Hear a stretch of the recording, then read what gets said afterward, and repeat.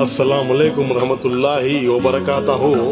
मोअज़्ज़िज़ नाज़रीन, आज की छोटी बात यह है कि माशाअल्लाह मत किया कर इतने गुनाह, तौबा की आस पे आए इंसान, बेएतबार सी मौत है न जाने कब आ जाए। शुक्रिया मेरा चैनल देखने के लिए।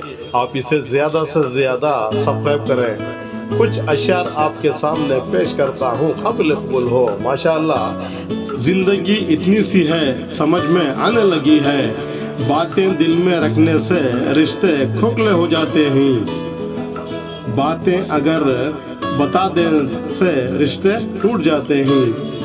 मेरे पास खामोशी के सिवा कुछ भी नहीं, अगर बात करता हूँ तो बात बिगड़ जाती है।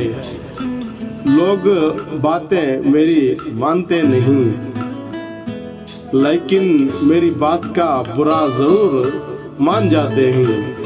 ज़िंदगी इतनी समझ में आने लगी है। शुक्रिया मेरा चैनल देखने के लिए। कल फिर मिलेंगे, तब तक के लिए अलविदा। अल्लाह हाफिज़। अस्सलामु अलैकुम रहमतुल्लाहि व बरकातहू।